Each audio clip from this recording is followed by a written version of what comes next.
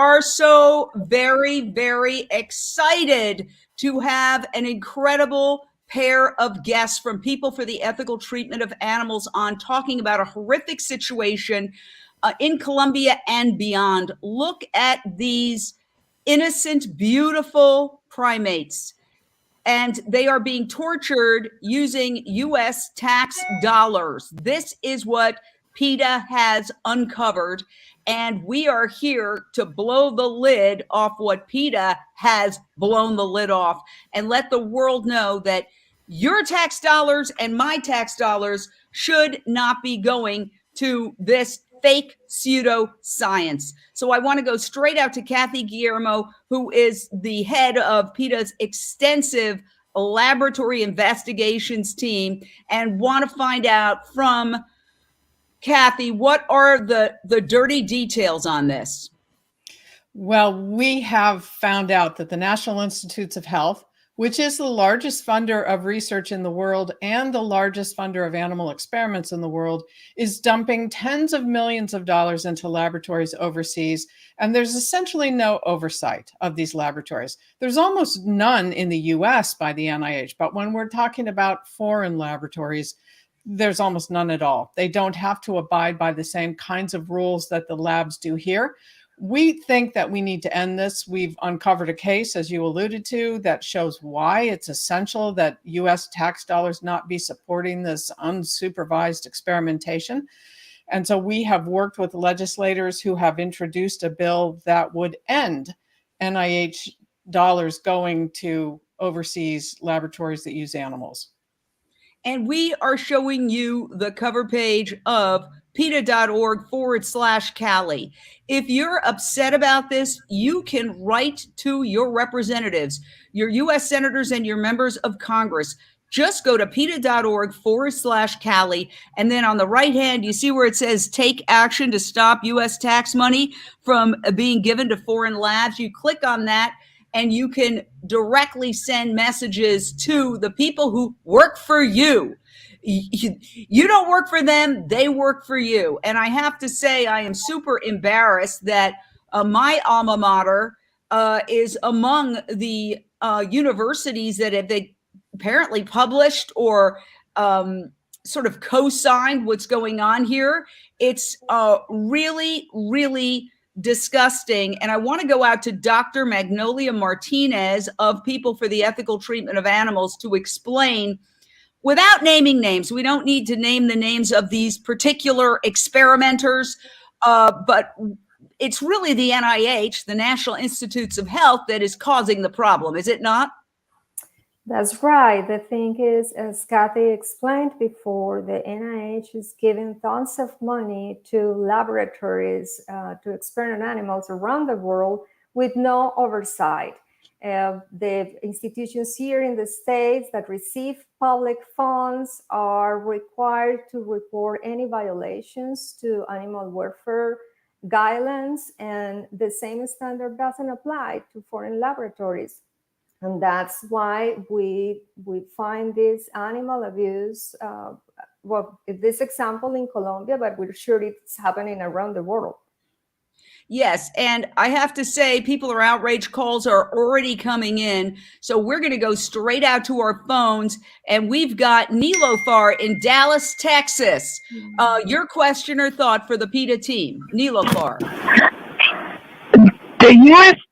taxpayer is fleeced $20 billion per annum for junk science, including funding of foreign torture labs exposed by you, Kathy Guillermo, Dr. Martinez, and team. Thank you. At this juncture, could a bill be considered to completely end the bilking of the American taxpayer for junk science? Thanks. Well, that is very on point, because that's exactly what we're talking about. There is a bill. The shorthand is the cargo bill. Explain it to us, Kathy Guillermo. And as we do, I'm going to play some disturbing video, just a little unfortunate appetizer of what they're doing with your tax dollars in Colombia that PETA exposed. Go for it, Kathy. Okay, this is a bipartisan bill. It's called the Cease Animal Research Grants Overseas Act, what we call the Cargo Act. And what it does is completely cut off US funding for experiments on animals in foreign countries. So yes, we do need to end all animal experiments in this country too. There's no question about it. We're well aware that these experiments on animals rarely lead to any benefits for humans. We have a scientific community stuck in a paradigm where they don't want to acknowledge the change. We're going to begin with where we can, which is this obvious abuse of animals. You know, if you're a laboratory in the US and you do an experiment on animals funded by the National Institutes of Health, there are certain requirements. They're not a lot, but there's something. You have to abide by laws. You have to report when you have violated those laws. There have to be oversight committees. This is not what we have in foreign countries. So we've got this $2.2 billion that have gone to foreign labs in the last 10 years. Basically, nobody knows what's going on. As Dr. Martinez uncovered at this lab in Colombia, you know, they have an oversight committee that essentially consists of the family, the husband, the wife, and the three children. And you can see from the pictures exactly what was going on. This was a well-funded laboratory by NIH, by leading universities around the world, and nobody knew what was going on. So if they can't check, if they can't find out that even local laws are being abided by, they don't deserve 1 cent of US taxpayer money. But, you know, even just looking at this video, you can see how filthy, how dirty it is. I mean, it's shocking. It's shocking. It's like a junkyard. And this is where they're doing experiments on these sensitive, intelligent beings that are our cousins. And Joanna says, yes, I want to help. Well, here's how you can help, and everybody else who's watching can help. And that is very simply, just go to PETA.org/Cali, CALI, and you just right there in yellow, it says take action. You click there and boom, in a couple of seconds, you can send a very strong message to your representatives that this is intolerable. And I can tell you, they listen to these messages. They do listen to these messages. And people are saying, yes, this should be in all the major news organizations. I agree. One of the reasons we started Unchained TV is they don't do stories of this nature. Generally, they ignore it. You know, PETA has tons of lawyers. They put very serious stuff together and it's ignored. And then you do a colorful protest in an effort to get attention. And they say, oh, look, they're lettuce ladies. You know, it's like cover the serious stuff then. And so I think this is absolutely fantastic that you're proposing this. And it's basically the Cargo Act. So can you tell us a little bit, Dr. Martinez, what the Cargo Act would do specifically?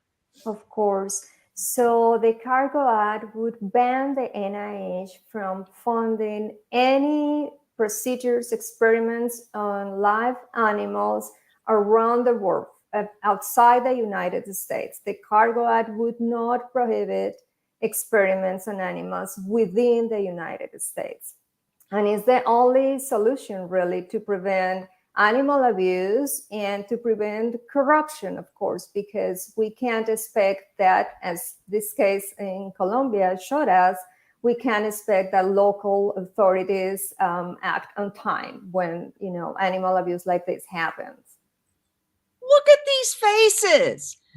I mean, it broke my heart when I was uploading the video, and I don't even know how you guys do it, honestly, because you've got to just soak yourself in this monstrosity of human moral bankruptcy, that this is how we keep our primates.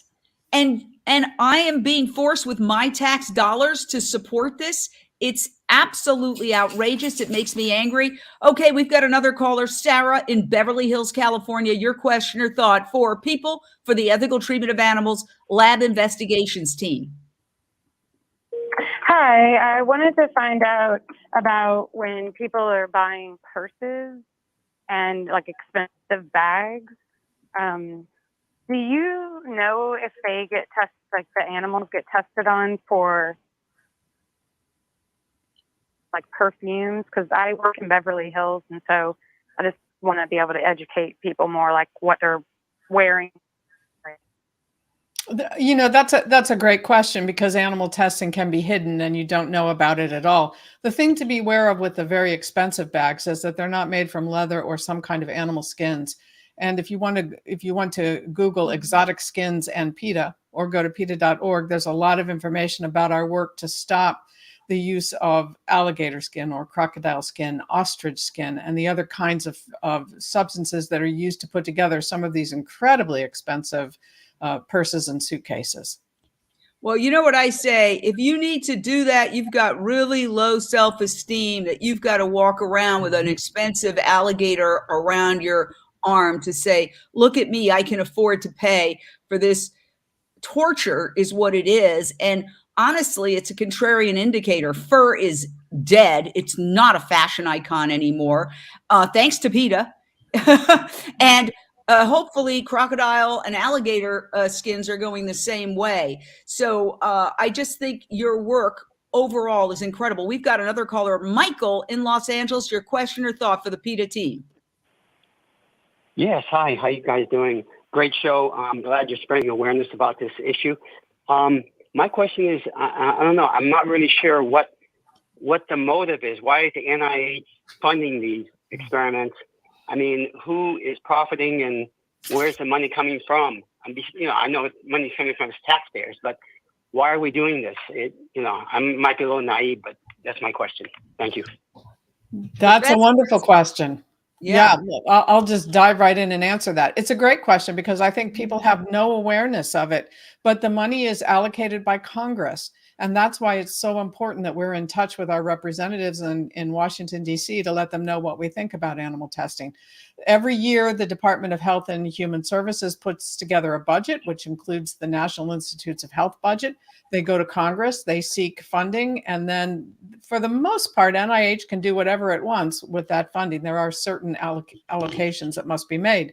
But NIH is in the driver's seat here, because they could choose to spend 0% of their budget on animal experiments, which even they are aware at this point are leading us nowhere. But instead, they choose to spend 50% of their grant funds on animal experiments. So it's really, really important that we be in touch with our members of Congress. And this bill is trying to get at that funding, because I think, people are aware, okay, our government conducts tests on animals, it funds tests on animals. Most people aren't aware about the places like this in Colombia, where these monkeys and mice are. And I just wanted to add, thanks to Dr. Martinez, 108 monkeys, all of the monkeys, and 180 mice were rescued from this facility. And they're safe now. Oh, so little animals like this, we don't know if these particular ones were rescued, but 100 approximately of those monkeys and 180 mice were rescued. That is incredible news. What did it feel like for you, Dr. Martinez, when you got the word that those animals were out of harm's way after your hard work? Wow, Jane, that was I couldn't believe. I mean, it was amazing to know that at least for them, the suffering was over. But of course, we know that this is just a tiny number of animals compared to the millions of animals around the world that must be, that are confined now and tortured in pointless and cruel experiments. So it still feels good, of course, but it's just the tip of the iceberg. Yes, it is. And that's why this bill is so important. And everybody who is watching can be part of the solution. It's so simple. You just go to PETA.org/Cali, as in California, PETA.org/Cali, and you just click on that link. And literally in 5 seconds, you can send a letter to your 2 U.S. senators and your member of Congress. And I get responses. Ted Lieu is my member of Congress, and he responds every time I hit a letter to him, and Dianne Feinstein as well has responded to me. And that counts. They pay attention to that. They count up those letters. They do. They really do, and you're so lucky to have Representative Lou as your person in Congress, because he's wonderful and very pro-animal. And there are a lot of very pro-animal members of Congress, I'm happy to say. And I just wanted to add too, when we think about how many experiments are being funded overseas by the United States now, this one case in South America, in Colombia, was an 18-month PETA investigation. Dr. Martinez interviewed scores of people and officials and dug out hundreds and hundreds of scientific studies, reviewed documents that she'd received through open records requests.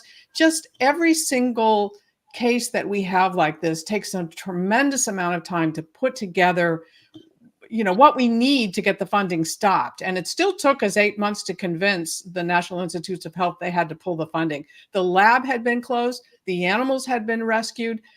Basically, the country of Colombia had cut funding, but still our government was refusing to do so. Finally, they did. That is disgusting. It's embarrassing to me. As a taxpayer, I don't want my money going to this stuff. We got more callers. Annie in Sherman Oaks, your question or thought for the PETA Lab Investigations team.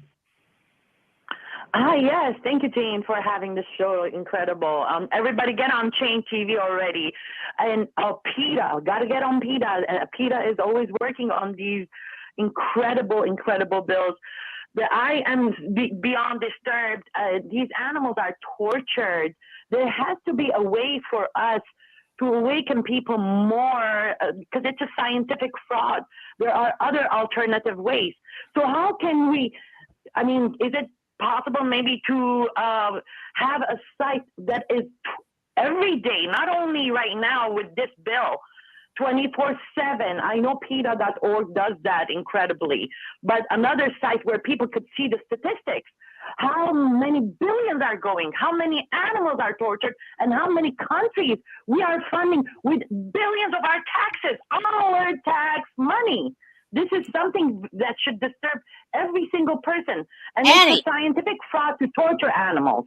Annie, do me a favor. Thank you.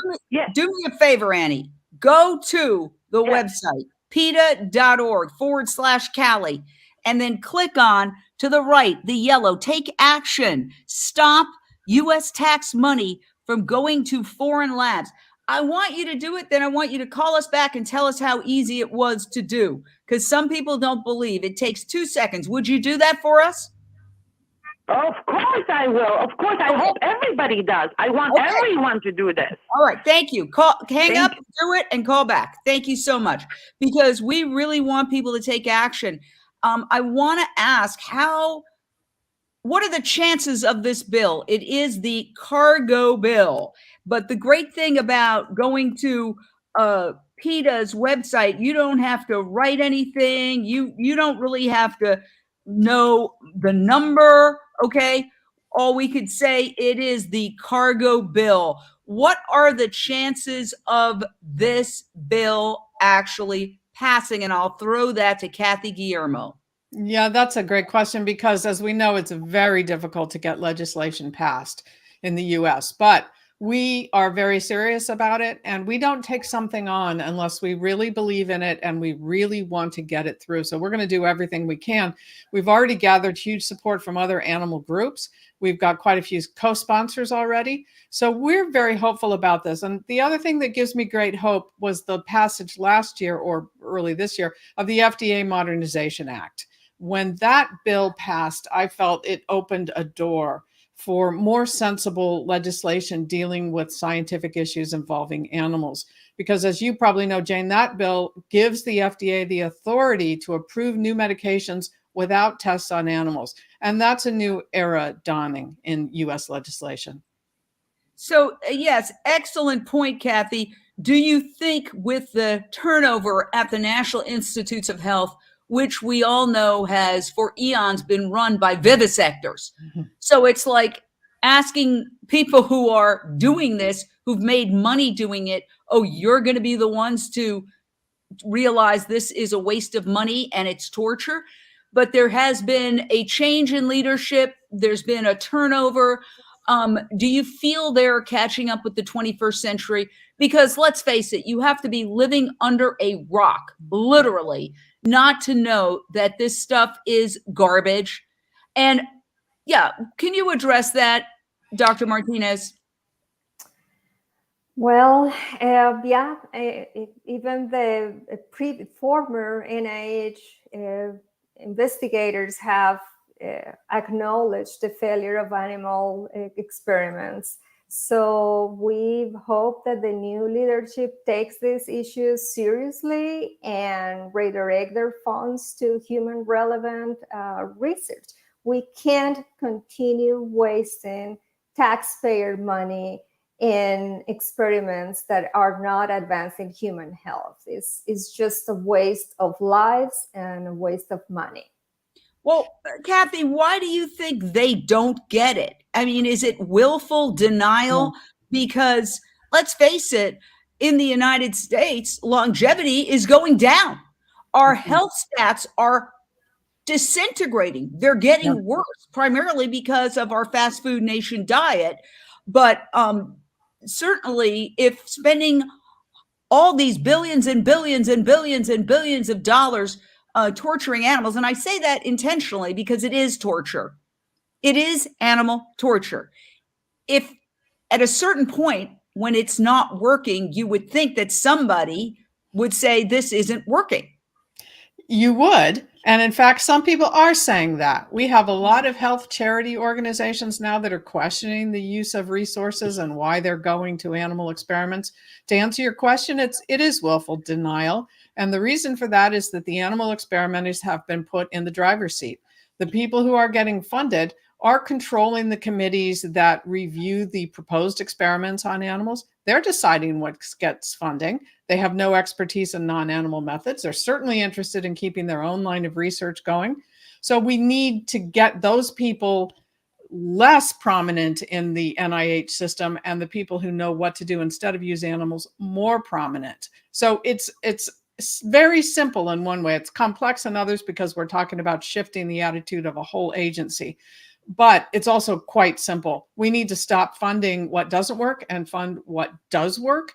And that's why we've put together the research modernization deal, which goes through the failure of animal experiments very carefully, statistically, based on scientific data, and proposes a way forward to eliminate it entirely. But we have to get those people who are using animals out of the driver's seat at NIH. And Patty wants to know, can we do it in Florida? Well, we sure should do it in Florida, the state that has more monkeys imported for use in experiments than any other state. I think so. I would be very hopeful about state legislation that would put some limitation on animal experiments. It's tough to get a full ban through, but somebody's got to start having that conversation.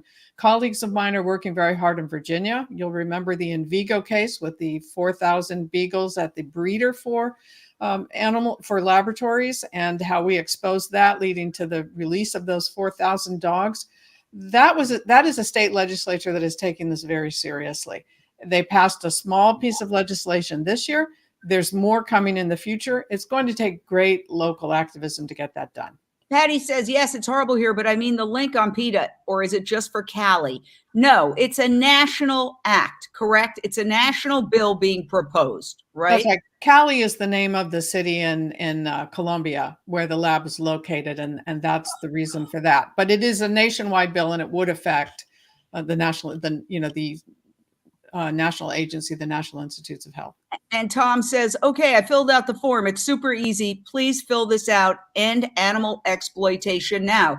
So if you're just joining us, there is a proposed bill that PETA is pushing called the Cargo Act.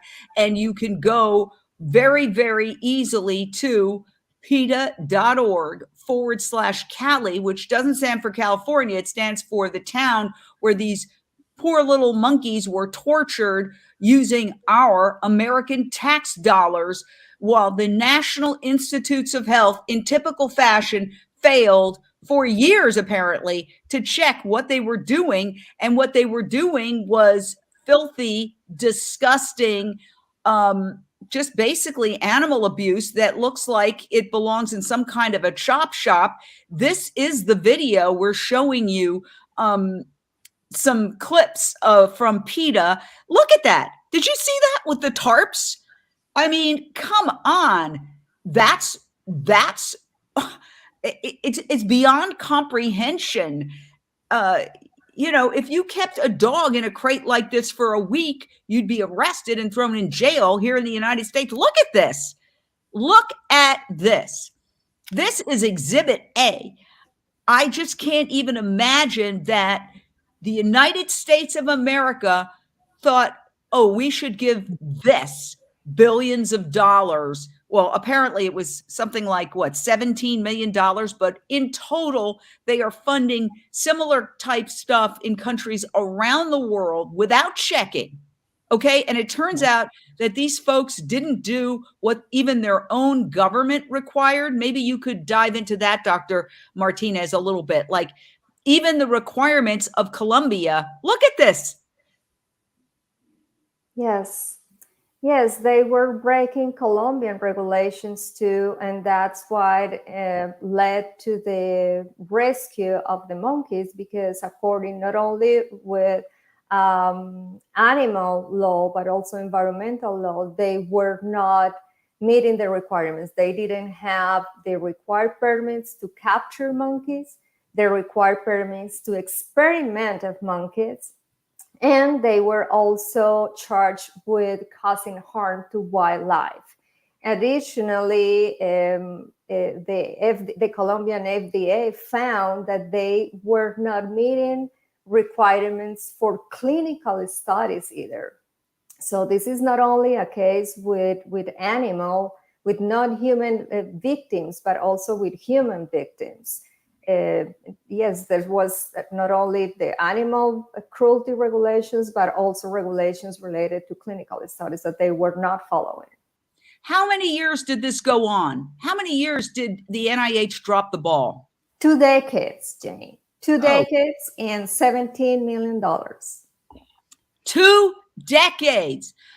I mean, honestly, it's embarrassing.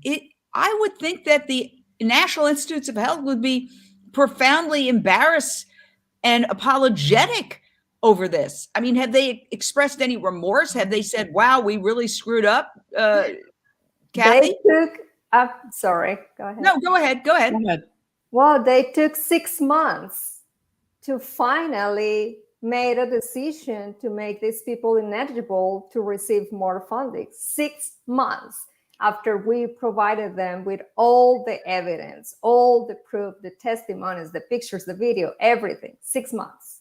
And in addition to that, Jane, it was really stunning to us a few months after we had supplied them with this information and continued to provide NIH with information about what the local authorities were doing with this laboratory. Somebody leaked us letters between NIH and this Colombian lab where NIH was actually suggesting maybe they would want to move their operation to another country.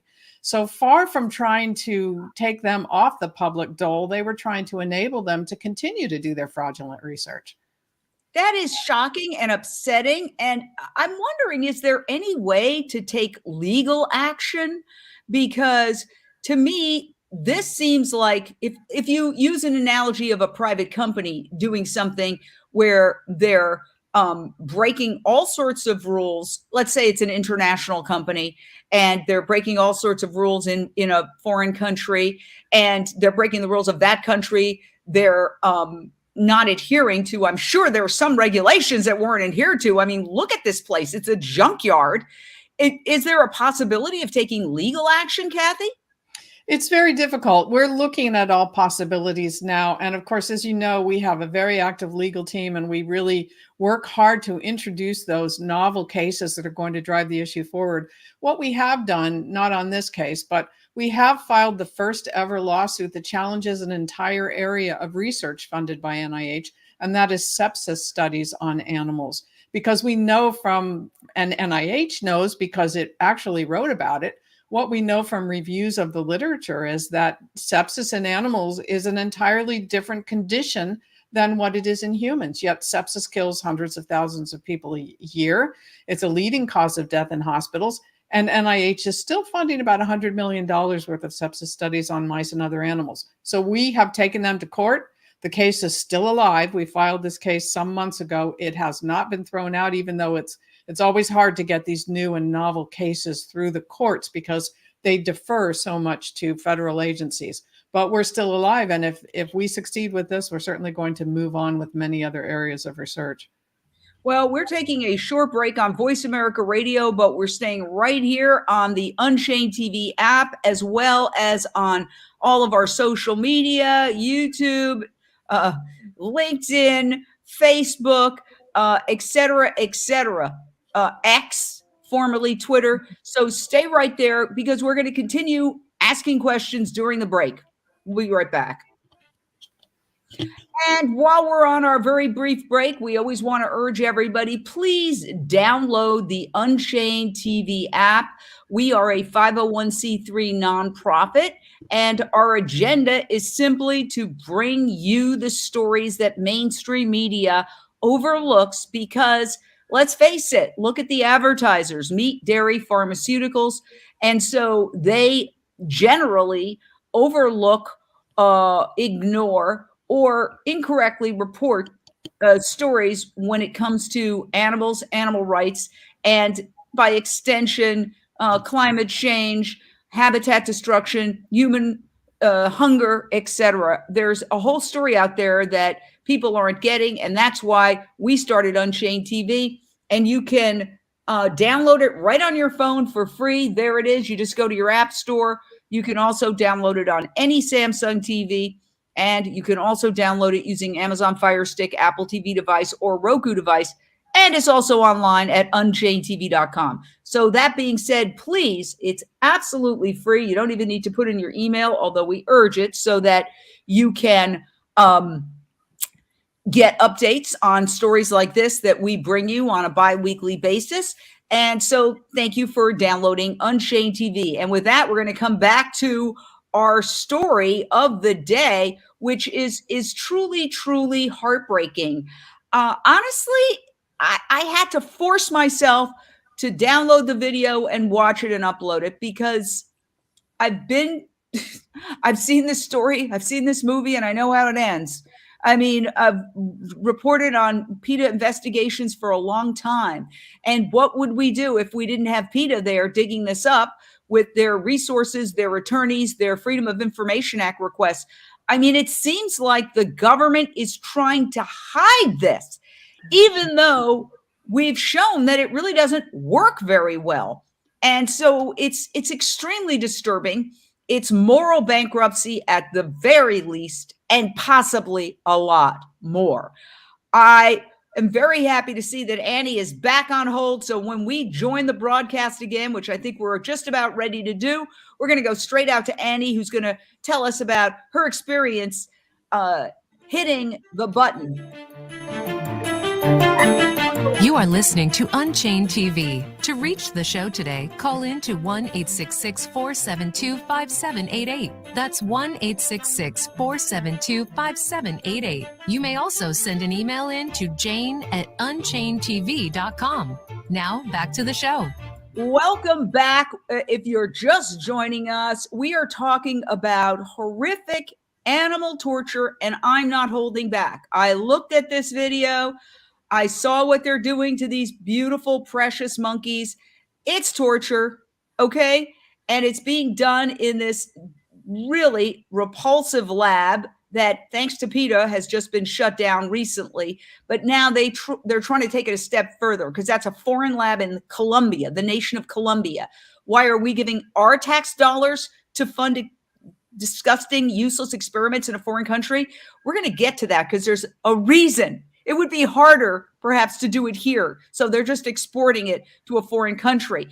But first, let's go to Annie. She's the one who actually went, among others, what we told her, go to PETA.org/Cali, which is the city in Colombia where all this was happening, and see how easy it is to take action by reaching out to your members of Congress. So I want to go back to Annie.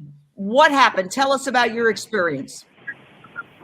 Oh my gosh, that was so easy. All you have to do, people need to just click on PETA.org/Cali and automatically 2 boxes. Well, of course, there's information written, and all they have to do is take action. Click on that, just put your name, boom, you're there, send, and you've already sent the letters to your representatives. It took a minute. That's it. It was just a minute. It's that simple to make a world of a difference for these animals, for the environment, and for human health, to really give a real solution, not torture of animals and money, abuse through these animals, our tax money, I should say, that is stolen. It was a minute. It was just a minute. Thank you, Annie. Everybody get on it, please. Thank you, Annie. We appreciate your enthusiasm and also following through and calling back. Thank you, and have a great day. That was well done.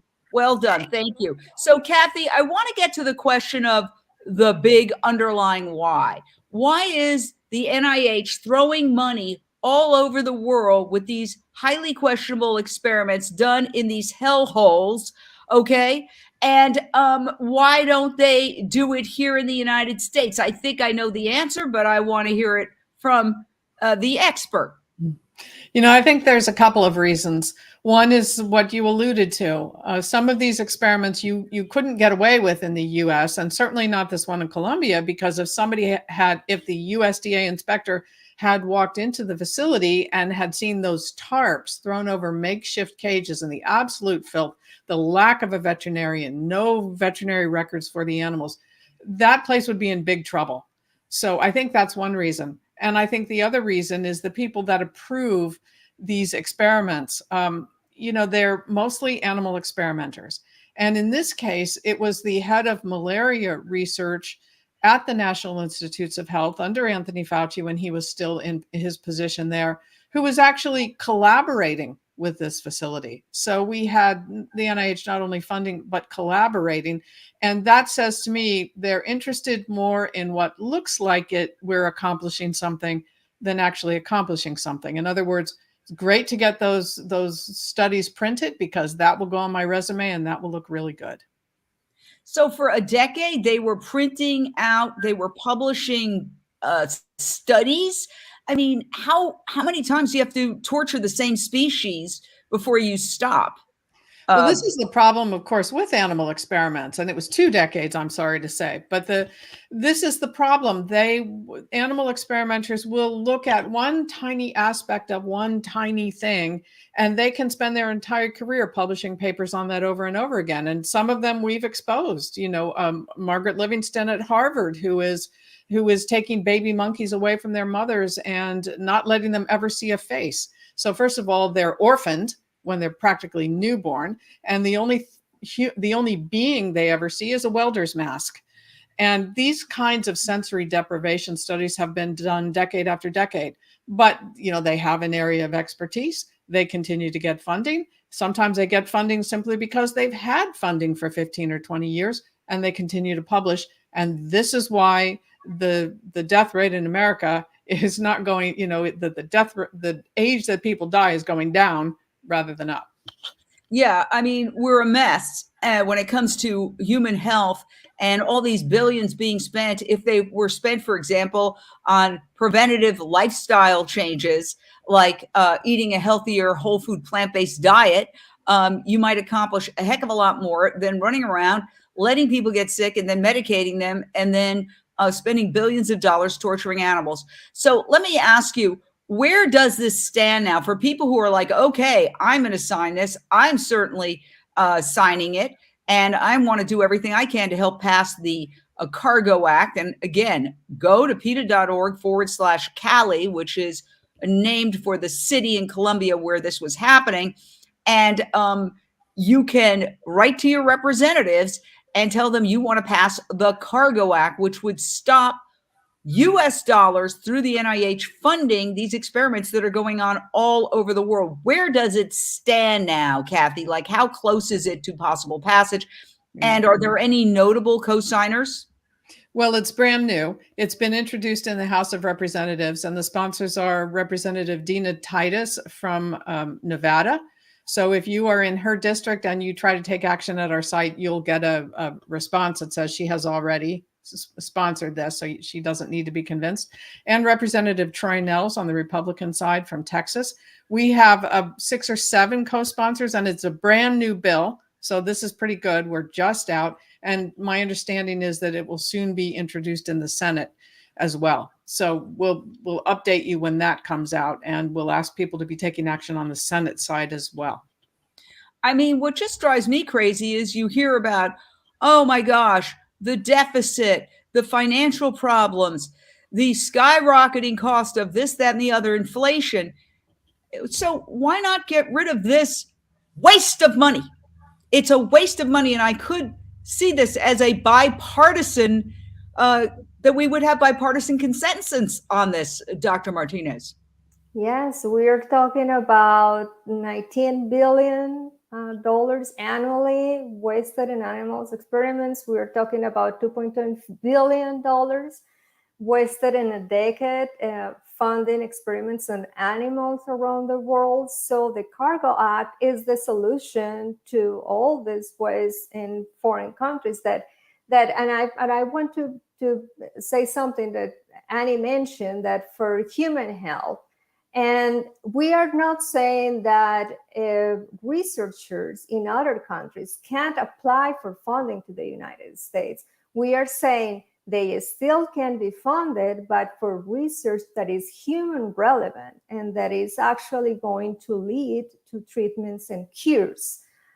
So that opportunity would still exist. And we hope that researchers around the world see this opportunity, this bill, as an opportunity to innovate and write proposals that have to do with innovative methods and non-animal experiments.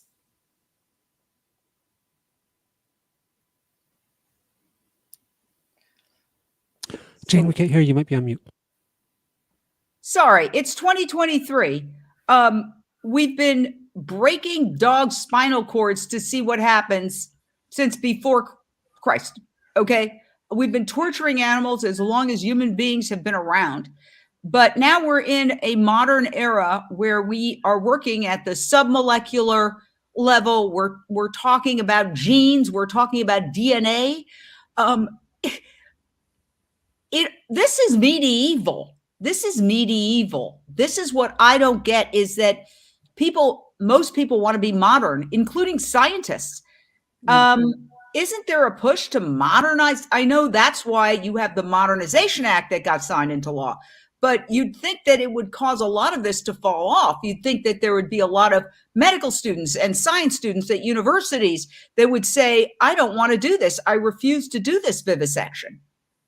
You know, it's such a problem at the graduate school level of the universities because the students are inculcated into the system of animal experimentation.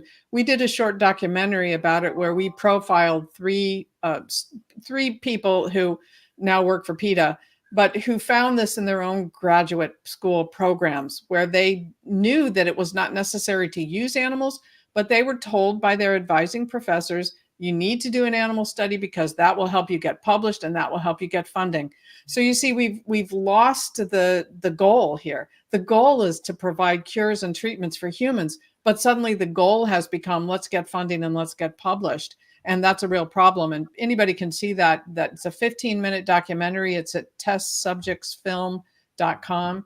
And people are welcome to go have a look at it and see what they face. So we've got to attack that. But it is somewhat a generational issue, Jane. I think we have more and more graduate students and certainly medical students who are saying, no way am I going to do that. Yes. And I mean, hopefully there will be sort of a rising up, because there are new techniques, and maybe you could outline some of those new techniques. I know, for example, PETA has done a lot to stop, for example, live animals being used in medical training, some live animal use in U.S. military training where they're shooting pigs and fake battlefield, just like stuff that you'd think was made up by a disturbed 9-year-old, not the most powerful nation in the world. What are some of the alternatives that exist? I know they talk about, organs on a chip, for example. Yeah, that's a good question. And let me just share a little bit of good news. Just earlier today, my colleagues in the Laboratory Investigation Department announced that the University of Texas Southwestern has ended the use of pigs to train gynecological surgeons, because these are people who are already physicians. They were coming back to get more advanced training, and they were being made to conduct surgeries on pigs. That's done now at that school, and we continue to work. Yeah, it's great news. We continue to work I have to stop and just celebrate that. I mean, that is huge. That is huge. First of all, so disgusting. Yeah. That you would do gynecological surgery on pig. I can't even wrap my mind around how barbaric that is. But way to go, PETA. That is incredible news. We've got breaking news happening here. That is fantastic. Yeah. Can you give us a little background on that? I mean, that is a big story. Tell us again, because that is a big deal. It is. And, for the most part, most medical schools in the US do not require experiments or surgeries on animals anymore. But there is advanced training that physicians can obtain, and that helps them in their careers. And part of that training involves the use of special laparoscopic equipment. And that's what we're talking about here. So this was just training. This was, if you're going to use this equipment on a human being, you need to have tried it out first. Of course, pigs have entirely different anatomy. So you might as well do a stuffed animal. It really makes no sense. And there are simulators that are just like the human anatomy, which are much superior to that. So my colleagues have systematically gone about identifying which universities have continued to use animals, which is not required, and which have not. And they've persuaded several already to make that switch to simulators. We continue. Oregon Health and Science University up in Portland is still using pigs. So we're focusing very heavily there right now. Oh, great. And that is huge news. Now we're getting back to our original story, which says send us info so we can push the bill's adoption. So it's real simple. It can't be simpler. This is so simple. It's called the Cargo Act, and it would stop these horrific experiments in foreign laboratories using our tax dollars that are senseless and useless. And it's got bipartisan support. So Democrats and Republicans coming together on this. Just go to PETA.org/Cali, which stands for the city in Colombia where this atrocity was happening. And it takes literally less than a minute to just hit that yellow button and send a letter to your U.S. senators and your member of Congress. So very, very excited about this. It has a good chance, but we need to get those letters in. That is super important. And I know from going up, for example, to Sacramento on a whole slew of issues with a whole slew of organizations, they very much pay attention to those letters. And in my case, I get responses, yes, which is great. And it's not because I'm me, it's because this is what those particular representatives send out to people who write. Yours might not. You can always follow up with a call. Say, I want to make sure you got that letter. But this is really easy and simple. So help pass the Cargo Act to stop really what is an atrocity. And Tom says, universities make millions from animal testing. It's a revenue stream. Yes. Explain a little bit, Dr. Martinez, I'll throw this to you.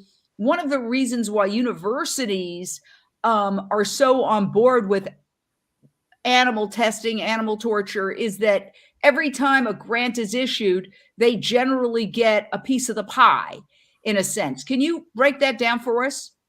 Yes, that's correct. And that is why universities refuse to end experiments on animals. For instance, Kathy mentioned before the Margaret Livingstone experiments, cruel experiments in Harvard University. We also have the experiments on marmosets at University of Massachusetts in Amherst. And it's because for the universities, this is a source of free income, free for them, but not free for the animals, because the animals are the ones who are being tortured, confined, and killed in these laboratories. And the universities are okay because they are still receiving the money.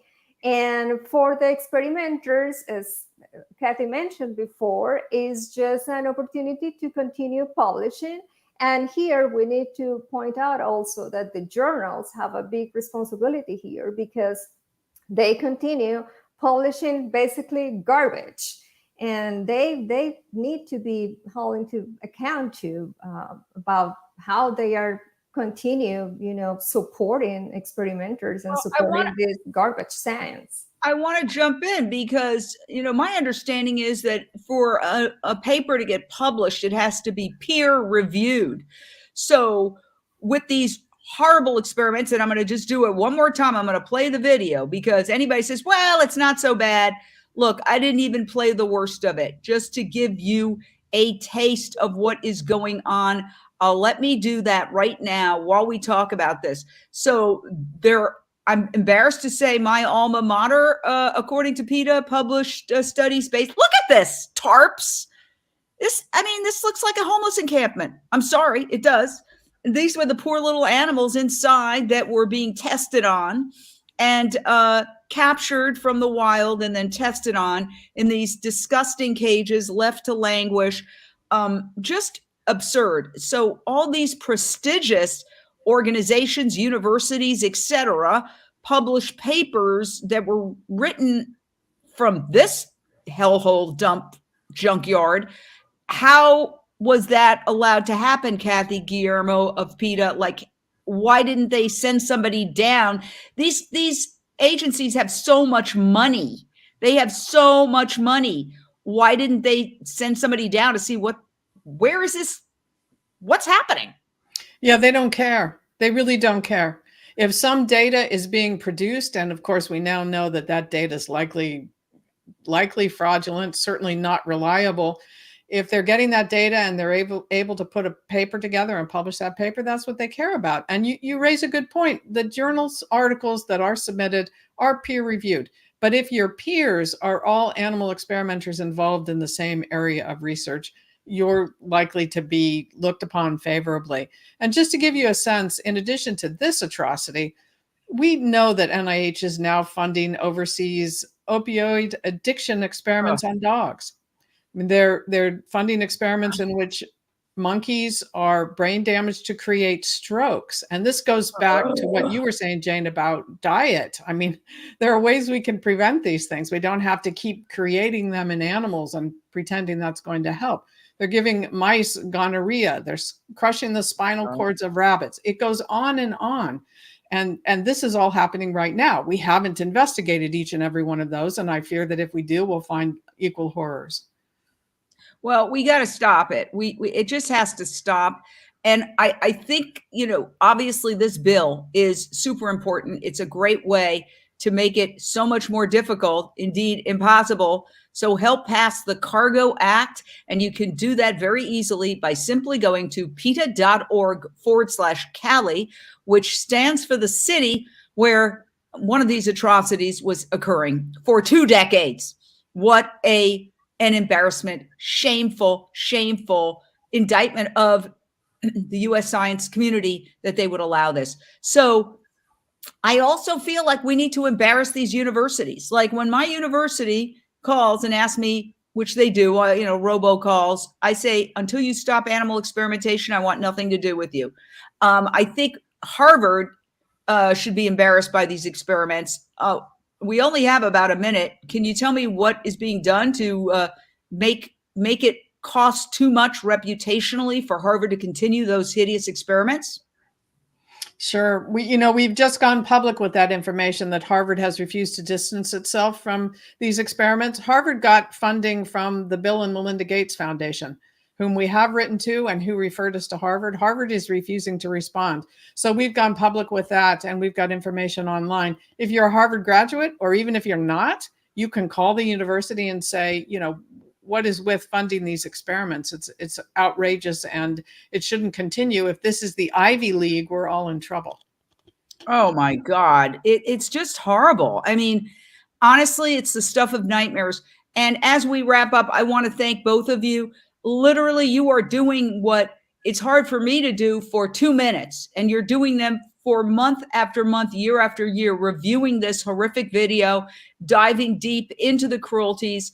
I don't know how you do it, but you're my heroes both for doing this, as well as PETA in general, for all that PETA accomplishes on a host of issues. Can you put a link in the comments? Yes, the link is in the comments, but I'll just put it on the banner. It's so easy. Everybody who's asking, PETA.org/Cali, PETA.org/Cali. I'm going to do it one more time as we wrap up on the comments. It can happen in 1 second. Let's save the world for these animals. It's just wrong. Thank you so much, people for the ethical treatment of animals. Keep rocking on and bring us updates. Hopefully it's passed and we can come back here and celebrate the passage of the Cargo Act. Thank you so much, Jane. Thank you. See you next time.